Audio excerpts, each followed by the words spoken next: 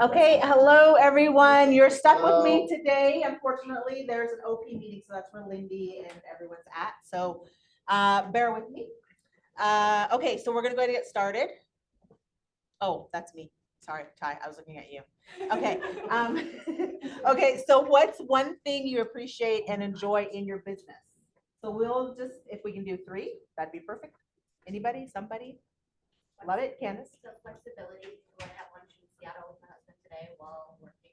Love that. Yes, right? That's why a lot of us get into the business, right? It's because of the flexibility in terms of schedule and being able to do all the things we need to do.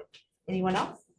Yes. I appreciate how this office in particular, everyone's so willing to help, and you can just put it out there and everybody's got answers for something. I know, I love it, right? And that's one of the things I do say to like the recruits that come in, right? Is that we're an office that we are abundance minded, right? So we know there's many, many slices of pie and we're able to share all of those pieces, right? Instead of being like, oh, no, I don't want to share. So, okay, anyone else? Okay. I appreciate that I get to know my friends on a deeper level and help them with something so important. Great class. Well, and you know what, I was just gonna say that, right? So at a great class, and that we have agents that are actually, they're able to present and teach and share and all those things. And I know, Lindsay, you had a really great class last week, right? Okay, what was it? Just so everyone knows. So it's called Year Compass, and it kind of reflects on the previous year, and then you plan for the current upcoming year. It's deep, it's emotional. It's not necessarily goal setting in the same way that you do for business planning clinic. I highly recommend everyone do fill out the booklet on your own, yourcompass.com. You don't even, so the class is another thing to do, and we'll have follow-ups every quarter for that as well. So if you want to join in on the follow-ups. Okay, nice. Thank you for sharing. Okay, guys, obviously TCPA, right? So if you have questions, let us know. And then Susan is up. Oh, you're right there. I was looking for you. I'm looking for you somewhere else. I don't know where. Yeah. Yeah. Okay, so just a few moments today on limited dual agency. I have been getting some questions about this lately. And as you know, the term dual agency, I don't have a clicker, has been revised to limited dual agency. And of course, this dovetails with the whole philosophy behind creation of the new forms and the changes in agency law to create more clarity and transparency for the consumer, right? But it has the added benefit of adding protection for us as well, because it more specifically describes what we can and can't do. So Aaron are very familiar. You know, everybody knows this form, right? Right? Okay. Form 41. You, in addition to having the buyer initial down here, you've got to have them initial here to consent to a limited dual agency. Now, if you know you're never going to want to do a dual agency, okay, but you don't have to have this initial. It doesn't hurt to have it initial. Sometimes transactions take different twists and turns that you don't predict when you initially start working with a client. Would you agree? Yes. So you may be put in that situation, and it would be prudent to already have this signed. You can certainly revisit it and do more explanation if you do end up entering a role as a limited dual agent. My recommendation would be give them, a description of this, have them read that so they know that they understand it, and then have them initial down here, have the whole form completed as you are discussing and your relationship at the outset. Now, remember, when you act as a dual agent, a limited dual agent, you really are not able to negotiate the best contract terms for the buyer or for the seller, because by definition, that would be to the detriment of the other party. And there is an RCW for that. You all know that RCW stands for Revised Code of Washington, which is a group of laws that governs our state. happens to be 18.86.060. So thus, a broker is truly limited in the services and scope of representation that the broker can provide to either principal. And because of the agency law and the dual agency law, we have to collect a written acknowledgement from either a buyer or a seller that they consent to you performing agency services in that role. So essentially, limited dual agents are able to convey information only. To me, that's a bit of a change. And not advise. Is that what you're saying? You can advise, Okay. but you have to be careful about advising one client to take an action that is going to be detrimental to the other client. I mean, at best, I think dual agency is walking a tightrope. And most of the brokers I talk to aren't comfortable with that. I'm just telling you, there are some new restrictions by virtue of the agency law, and to be very, very careful. And I'd encourage you to come and talk to me if you want to enter this role. Are we still covered by insurance for the relations? We have, you have E&O insurance, yes, we do have. But I will tell you that if there is a claim and it's proceeded and it goes against us, the brokers pay the deductible. Do you know how much that is? Susan, how much is that? $5,000 if we end up in a lawsuit. So that's a tab I don't really want to put on anybody's agent bill. Now, what about if you have a situation where both the buyer and seller need representation and want you to represent them, and you don't want to, or for some other reason, limited dual agency is not an option? What do we do? Well, we can withdraw the sub-agency of you as the broker for either the buyer or the seller and appoint a new broker, a different broker, who's licensed to our firm to represent either the buyer or the seller just for that single transaction. This doesn't mean you have to give away your client. It just means you can have someone sitting on the other side of the table for that transaction.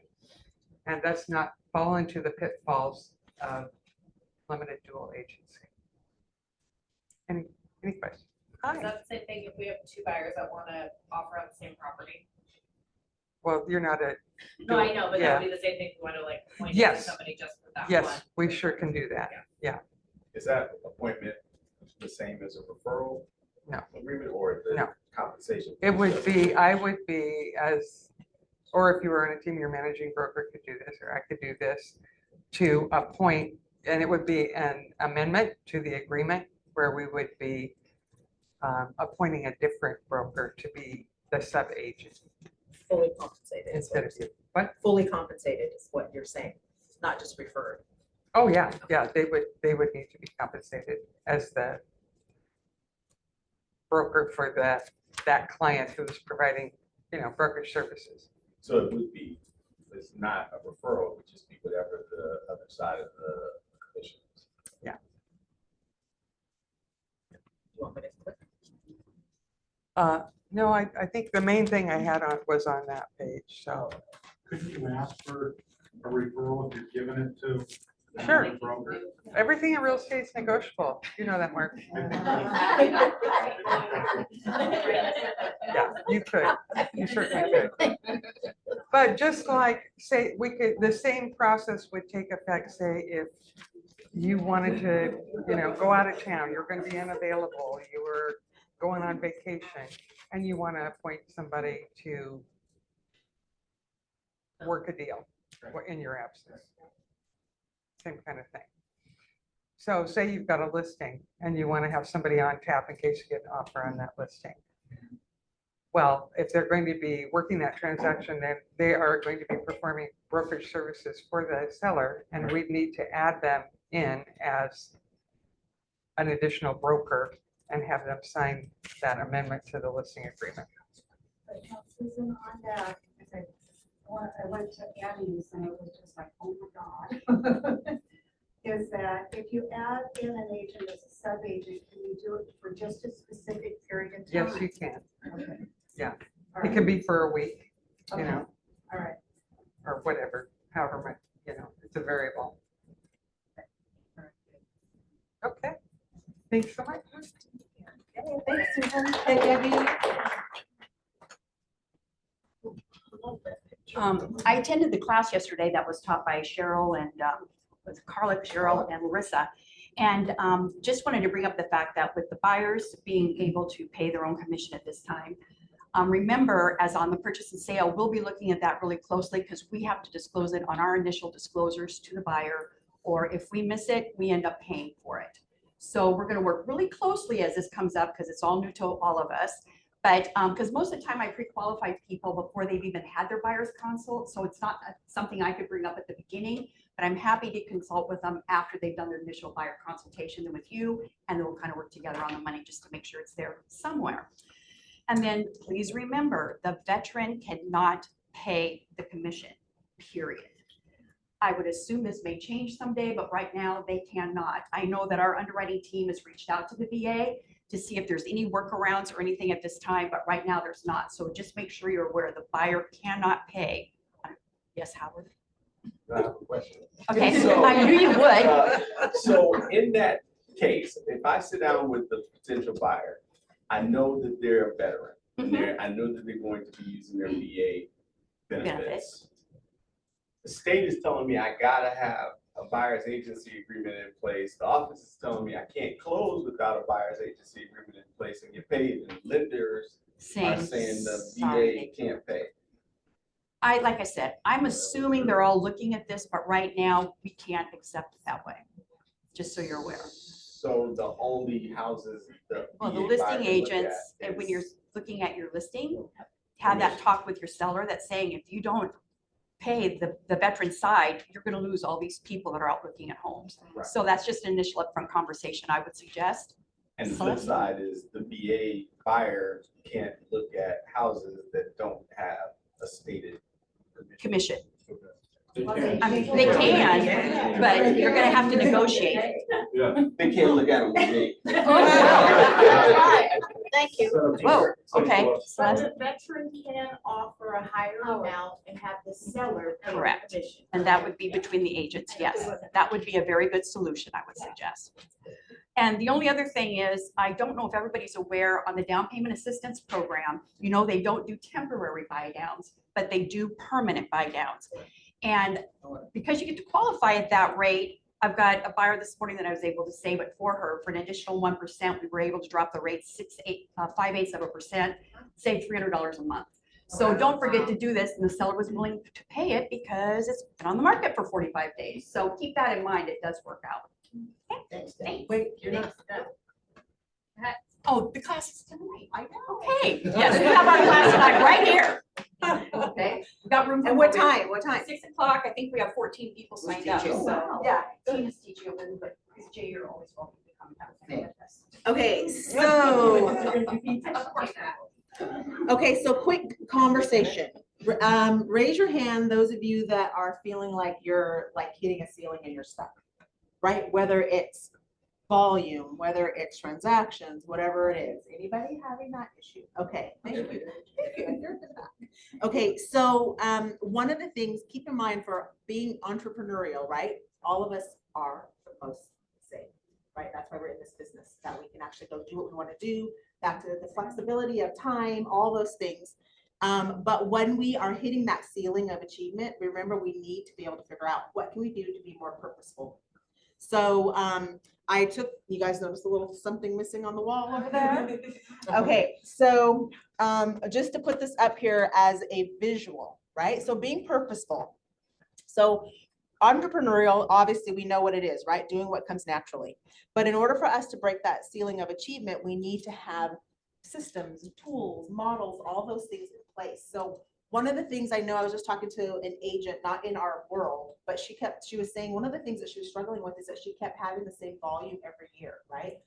So she thought she was doing something different. What can I do to actually break that ceiling? And so once she started to think through what she needed to do to get there, right, and purposefully plan it out, she was able to break through that ceiling, right? But everything is going to be different for every one of us. So does anybody have a story that they can share to tell us, like, how do they break through whatever struggles they had? Go back to the models, always. Every single time I struggle with something, the answer is always in the models. Do you have an example? Like a Yeah, scenario? so I took the 2 weeks over Christmas to work on the coaching program because I wanted to build out a new platform and have a whole, like, take it to the next phase of coaching. And I was completely stuck on how to break through that ceiling and figure out where the next phase was. And I was very frustrated driving around, got my coffee, got back in my car, and I realized I had a 411 for me, Thaisa, the coach, and I had a Come up 411 here, Thaisa, so they can hear you. and I had a 411 for a new agent who wanted to make $100,000 a year. But what I did not have was a 411 for the coaching program. And so I ran home and got all my markers out and drew it all over the board and took a picture. And I was like, Lindy, look at the thing. But yeah, it was the breakthrough moment for me to make that next step. I was completely stuck and I just went back to the model. I thought, this is what KW teaches us. We know all the 4 models. If you're stuck, just go back to the models. Figure out what model is appropriate for the situation that you're stuck in. Exactly. Anybody else? Edgar? I think for me, my business was year 2, year 3, and year 4, I did 18, 19 transactions. And in year 5, the first 6 months, I was on pace to do the same exact thing, which is like 1.5 deals per month, basically. And in May, I hired my TC and then ended up doing 37 that year. So it literally just blew up because it didn't matter how much harder I worked, how many more calls I did. It was just the same thing. Meeting with Dan coming over to KW that year, realizing that, a lot of teams or people that had done the business that I wanted to do all have transaction coordinators, and changing my mindset that it is okay to give up the power and the responsibility to somebody else. And not much changed, actually. The only difference was I felt like I didn't have a job half the time because I was bored, because all the paperwork was done, everything was being taken care of by the TC, and I'm like literally there was days I'm not had enough to do, so just make more calls and have more time to do things. And except that year was the breakthrough year. Yeah, so you use leverage, right? Which is what we need to obviously use when we get to that stage. But you said something which was one of the things, you guys probably know better than I do. Keep in mind, it's been 4 years with Keller Williams. But what is the thing that says, if your clients are not used to you, right? Like, because a lot of times we're like, oh no, I can't let it go because my clients are used to the service and the level that I give them and I can't do it, right? But if you can train and you have your staff doing the same things that you're doing, they're still providing that same level of service that you would have been providing all along. And it then alleviates you to be able to do like what Edgar says, right? Like focus on the things that you need to focus on. So, okay. Anyone else? All right, we're gonna watch a video. And I sped it up, so hopefully it's not too fast. Everyone laughs at me because I listen to my podcast at 1.5, right? So I have to, yeah, everything else is too slow. So, and so I did speed this up, not to 1.5, it's 1.25. Okay. Can you start? But it's Wendy Harrelson, which I think she was just recently named something. Hi, I'm Wendy Harrelson. I've been with Keller Williams since 1991. Today, I'm here to talk to you about one of the 6 personal perspectives, entrepreneurial to purposeful, E to P. So entrepreneurial to purposeful is a way to describe it. Also easy to painful. Sometimes that may make a little bit more sense in our business, right? So what I'm going to talk to you today is about one personal experience about being E to P. I love it. Yes. Is it too fast?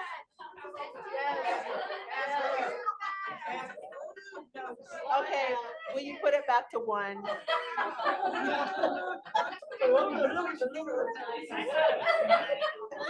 I really thought I was helping you guys.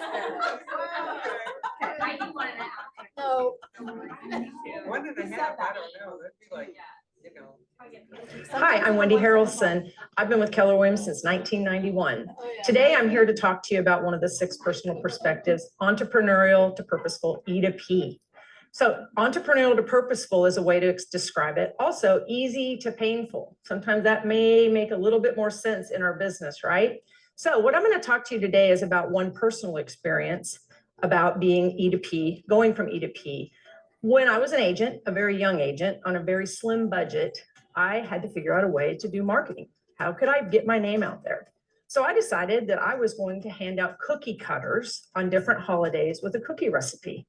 Made them myself, hand tied them, and I walked a neighborhood and I handed out 100 every single month on a different street. People they would ask for more. They would send me a text and say, hey, I would love to see more of these. Some people would say, why didn't I get these shamrock in March? And I would have to say, you're going to get something next month. So anyway, it was fun. It was great. It was exciting. But after time, I did it for about a year. I became a little bit bored. It wasn't exciting anymore. I wasn't really challenged. And I started to feel myself getting a little bit burned out. One day my phone rang and it was one of these people that I had sent a cookie cutter to. And they said, I would like to use you as my agent and I'm going to buy a house in this particular neighborhood. This particular neighborhood was at least 3 to 4 times the price that I was marketing. And I was a little bit scared.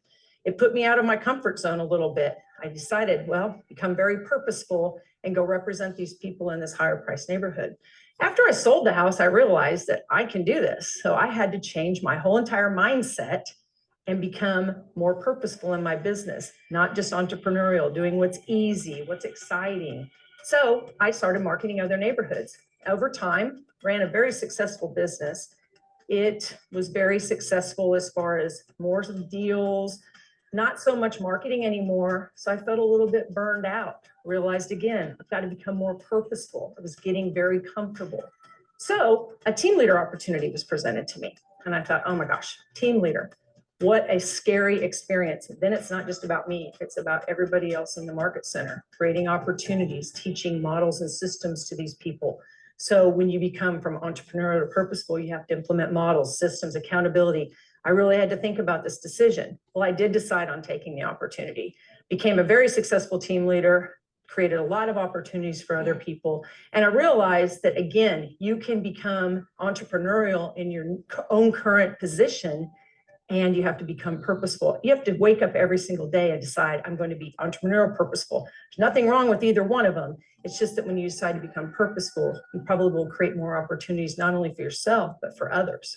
Okay, so in a brief summary, entrepreneurial to purposeful, E to P. Remember, E is easy, fun, exciting, not so many models and systems. You can actually hit ceilings of achievement. So become purposeful. It might be a little uncomfortable, might be a little bit painful. You may have to put a little accountability in there, but also the models and systems that we have in this company will get you through that ceiling of achievement, will allow you to move on to the next level. Because at every position that you'll ever be in, pretty much every position you're probably in your life, there's always a way to go a little bit farther. And so it has to go back to models and systems, purposeful, pain sometimes, a little bit of pain, a little bit of uncomfortableness. But you know what? When you focus on that, become focused on being purposeful, you do other things for other people, creates a better life for yourself, your family, everyone around you. So here's my message. Let's go be purposeful. Okay, thanks. Okay, so is anybody, I know that I said, did you have a struggle and have you been able to go over that hurdle? But is anybody struggling right now with anything that they'd be willing to share? And then we can all help you talk through it. Did someone say no? Okay, so now Jay, let's see, let's just talk about you. Sure. Sure. Yeah, so you want to share? I think there's always, I find that I am always challenged with this, Okay. because it's easy to go off and do tasks. It's another thing to go off with the purpose of creating relationships to, that are purposeful. Yeah. And so, So do you? am I making 20 calls for Oh, okay. contacts, or am I trying to develop 20 new relationships that day? Well, okay, so here's the thing, but I guess that you can't really lose with that, right? So we all have our goal of making our contacts and doing the things that we need to do. Right. If it only ends up being that the only thing that you ended up getting done that day was building a relationship with someone, That's, you still didn't lose, no, it's great. right? So is there anything else that you could think of that do you have anything that you're struggling with right Yeah, now? well, that's, I mean, that's, was I it? don't wanna say it's a struggle, but it's always, reminding myself that, okay, maybe I didn't make my 20, yeah, tasks. Yeah, is it tasks or is it like what's really the purpose behind it? You know, and when you look at different people, you're always looking at how different people do different things, right? And so I think a really good example of that is, am I gonna do an event, or like what Edgar does with his Easter one is cool, because it's not just an event, it's like they get the face painters out there, they get the, they do all the stuff. And so, and Edgar talked this year about how he brought more people on so that they could go out, they could just mingle with their clients. And that's huge. That's Yeah. I mean, that's, to me, that's an example of, like, just throwing out the Easter egg hunt, Right, it's being intentional. or am I Right, being like really what you're intentional trying to do. about how it's gonna, yeah, that's huge. Anybody else? Edgar, do you want to share before we move forward with your Easter thing? Like what you're doing? Because Easter will be soon, it will be coming up.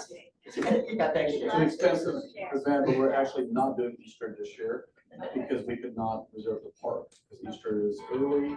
Apparently the parks don't allow reservations for private parties until April 1st in the whole county.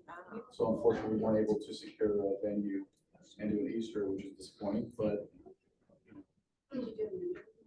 we try, we're just gonna really find a place that's gonna be able to host what we do, because we had, I mean, it was a big thing for us, this year too. So we'll just do bigger things this year with the summer barbecue that we do. But I was gonna share the ceiling that I feel like I'm hitting again, and it's again, transactions for me, what I did last year, I didn't hit my goal, or 2 years ago, I didn't hit my goal. Last year, I did not hit my goal again, and I barely beat the previous year last year. So in 2022, my goal was 50, I did 44. And then last year, my goal was 60, and we did 50. So I'm Poor feeling. guy. So sorry. I know. So I'm not trying to spend 4 years like I did in my second, third, fourth, fifth year. So I'm making bigger adjustments and just realizing what we have to do to be able. So hopefully I won't spend 4 years in that 44 to 50, 55 range, which is, I mean, yeah, it's a great, it's a great business. But again, people need to realize how much we work and we put in and how expensive it is. Right. I'm technically making way less money in the last 3 years than I've made my third, fourth year in real estate. So do you know like your conversion rates and everything? We do. And so you know like where to focus in on? We just What? do more pillars for different types of business. So Okay. investments was huge for us in 2019, 2020, 2021, because the market was insane with flippers. Last year died that out. The year before that died out with low inventory, there's not enough opportunities. So now we're trying to go after like probates, attorneys, things where there's just, again, different types of clientele. Yes. So when one dips, the other one, you can offset your. Okay, where business So- coming from. so what you're saying is, just as a clearer nutshell, you're actually figuring out where you need to focus on, right? Because maybe something's not working. You're not like trying to tweak that. You're moving from that and figuring out what is gonna work better. Right, because like out of the 44 deals in 2022, 21 were past clients for repeat business. Last year, out of 50, only 14 was because a lot of sellers are not selling.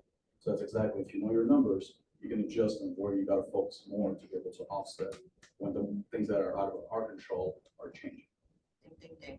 Thank you. Okay, all right, let's move on then. If there isn't anything else, we're trying to stay on time, on track. So Thaisa. All right, well, this actually dovetails pretty nicely, even though Billy and I didn't connect No, on what we were talking about. So it's from easy to painful. I think one of the most painful things that most agents feel is when they are asked, did you make your quarterly phone calls to all your clients? None of us really want to do it. It's hard to keep track of. How many did we make? All this kind of stuff. And so in coaching this month, we're really focusing on the conversation of the pipeline. What is in your pipeline? How many conversations did you have? And as an evolving way it used to be just how many phone calls did you make, but now it's how many two-way conversations. Is that on the phone, text messaging, direct messaging? What is the definition of a conversation? A conversation is not, hey, how are you doing today? Good. That's not a conversation, right? So you can have conversations that are not on the phone, but keeping the clarity of the two-way conversation. So I will pass these out. I made a tracker for everybody, a call tracker. Send a couple this way and over here. Could you, yeah, there we go. So this is my lingo on here. I'll just run through it. But basically, we've just got every month of the year, 12 months. Each week, it's a little small. Hold on.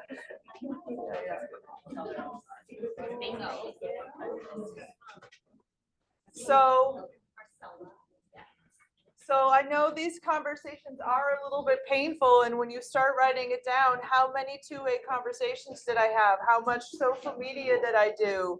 How many meetings? How many agency contracts? How many mutual contracts? There's going to be zeros on there, and that's going to suck when you write that there, right, on week one. But as you grow through this and you start to realize, well, I only had 3 two-way conversations this week. So if I only had 3 two-way conversations, how is it possible to get to an agency contract or a mutual contract? So of course, coaching and accountability and staying, accountable to each other is important. But how can we possibly do that if we don't have our numbers? When you go get your check from escrow, it is not a check of feelings. It is a check of numbers. And so if we take our feelings and put them over there and just go to the numbers to get us to the place where we're actually earning money, then we're going to be able to be honest with ourselves first and foremost, and then also with our accountability group. Now, the other thing I put on this sheet is a Q1 topic, and what that relates to is a video that I'll share with you guys on Facebook, just so everyone can see it. It's in KW Connect, but it's a successful agent, and she's talking about these quarterly phone calls. What she does in her year is she creates like a growth plan, but just says each quarter she's going to have one conversation, one topic. So Q1 is basically calling and saying, how's your year? What are your goals for the year? Q2 is maybe business or market related, but that's her process. But just to make these calls easier, just pick one topic that you're going to have this quarter. Everybody that you get in touch with this quarter, that's what you talk to them about. And then you go to the next quarter. You can build it just like a growth plan, write your topics across, work your way down, and then start holding yourself more accountable so that you can get to the actual paychecks that we all so desperately need to pay our own mortgage. So I love that. So then it keeps you, one, on track. Two, you start to learn different things from each of those the individuals that you're talking to, right? Yeah, And you can apply it. Yeah. yeah. So and I did put social media up here, and I know that not everybody has a social media program, but basically building on the idea that we need to have multiple streams of either income or lead generation. If you're not doing social media, but you are doing events, you can apply that. But the big thing, of course, is two-way conversations. How are we getting those two-way conversations? And I wrote our other thing is a marketing focus, prospecting focus, marketing enhanced. So just to remember that we gotta be in touch with people. That's our primary goal. Be in touch. So. Like Melissa always says, you can have the most beautiful, website, but if nobody's going to, no one's you're going not to calling anybody, it doesn't matter. Yeah. There we go. Oh, wait, don't you have something else? No, that's it. Yeah, you do. I mean, you can talk about it. Oh, I talked about it. I know, but there's All right. other people. Well, here's the new thing that we're doing. Once a month, we're pulling a page out of the MREA playbook and running through it kind of as a mastermind. So I'll be leading the conversation Thursday mornings, the third week of the month. Fourth Thursday. Right. Yes.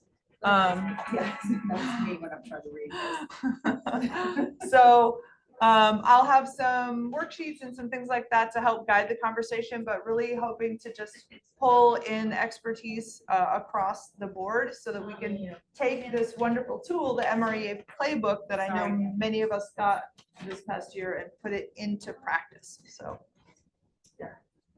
Am I done? Oh, real estate dialogues. I'm not done. Okay, Lindy and I are doing real estate dialogues Monday through Thursday, in here and on Zoom. So far this week, we've had this week and last week, we started last week. People are coming, a broad spectrum of people. We've got some new agents. We've got some much more experienced agents. Lindy listens to your conversations and gives you lots of feedback. I take notes and occasionally give feedback, and then I email everybody who shows up. And if you don't show up, you don't get the notes. So there you go. Yay. Okay, so family reunion. I won't ask the question because we've asked that every time, right? Like, who's all going? But just so you know. Sorry. Okay. Anyway. As a way of doing it, we're not doing it. Okay, so as you can see, we're still number 3. So we have 33 people going right now. I think maybe we're off by 1 or something, because when you signed up, if you didn't actually put our market center number, which is 511, someone I know said, oh, I just chose any number, right? Okay, thank you. But so if you, yeah, not how it works. But anyway, so we're trying to tally and get them all cleaned up so we have an actual great number. But I'm just going to say this, right? Because again, I wasn't here last year at this time. I wasn't doing this. I literally have been here a year. And I didn't know like what we should be expecting for this, right? So we set like this gigantic goal. But just so you guys know, we are really on track. So I wanted to at least share that, because I know in past meetings, we were like, we don't have enough people to go in. Could you guys make sure to go, right? But we really do have a really good turnout. So just wanted to make sure that you guys knew that and were aware of it. And thank you so much for being the leaders that you are. Okay, so this is by percentage, which I wish we were up here. Melissa, MTS. So Kent is here, actually. They should have put both of them on there, but they're at around 13% as well. So for those of you that are out of Kent, moving along. So the reason why we're showing this is because we want to make sure that you guys know this price, the $8.99 that you see, is until January 23rd. So what we just learned today, there is, I guess, maximum 15,000, I think is the max. And we're already at 10. Right in the middle of not even quite in the middle of January. So you know how obviously we are agents, right? We do things at the last minute. So just be prepared and try to make sure that you're not doing it at the last minute. So till the 23rd, and then it goes up. Okay. And then obviously Northwest Glow Fest, all that, we know that. Okay, so BU social media, right? So right now it's today. From right after here, 1 to 4. So if you hadn't signed up, please do. One of the things, just as a note as well, keep in mind, a lot of what we're going to be doing is going to be in the market center, so Kent and here. So we're going to start using a lot of QR codes for everybody to get registered, because we want to be able to utilize our space to the max back there. Okay.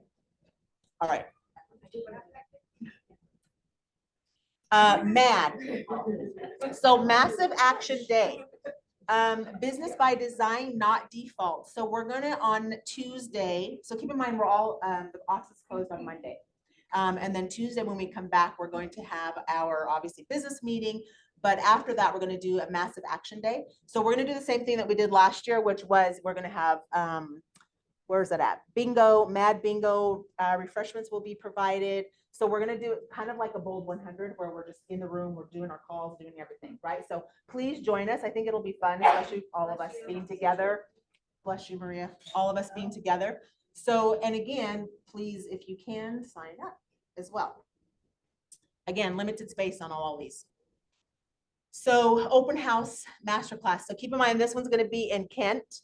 And it's by Jennifer. And I think all of you, who's gone to Jennifer's classes before? They're amazing, right? Like in terms of what she provides, yeah. So newer agents, if you can go to this, I would go to this because you're gonna learn a lot. Okay. Well, and older ones. I was but gonna just- say, and older. I know.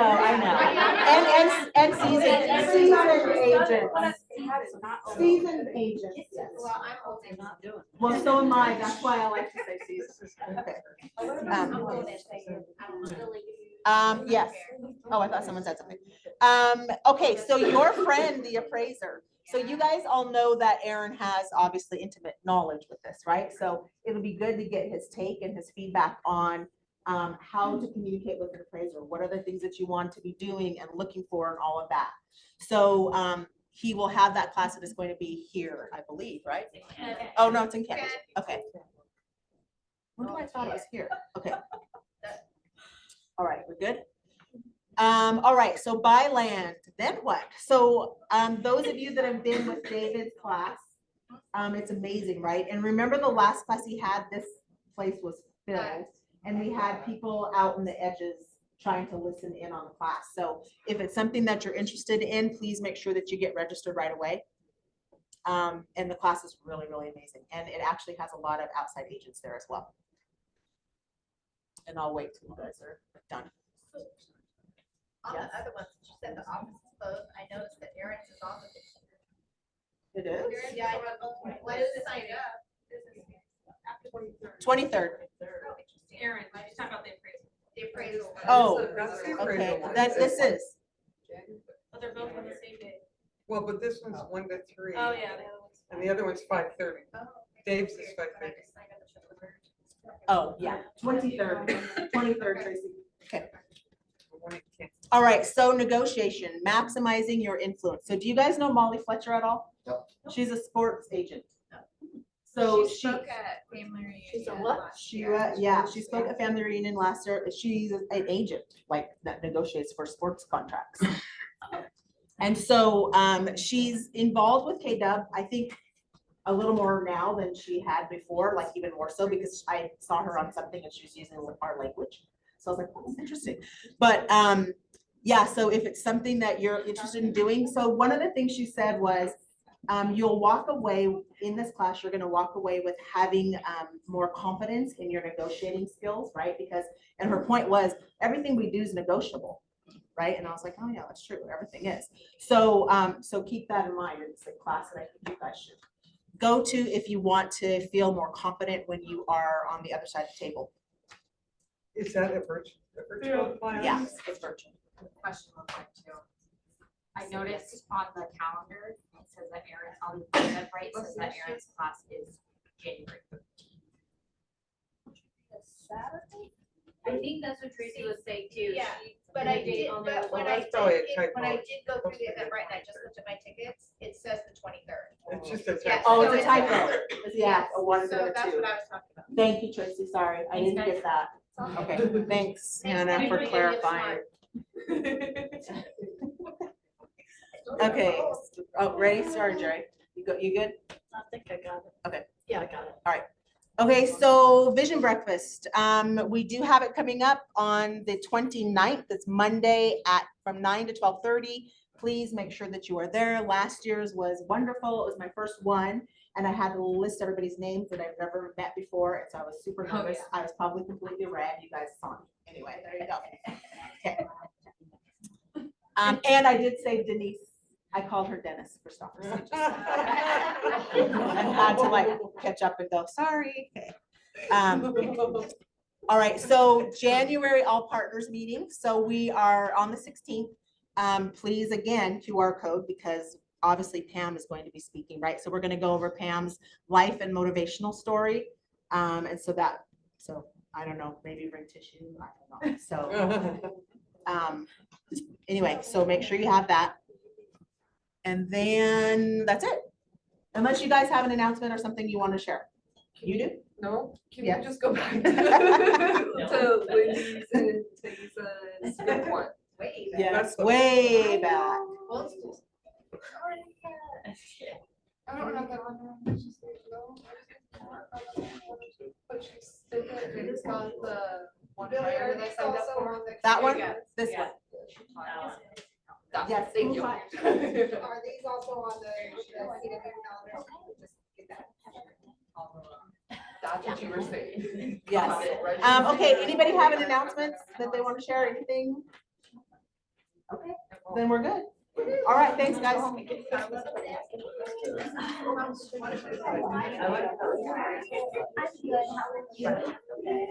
When I do this, it just goes straight. So, to- Go.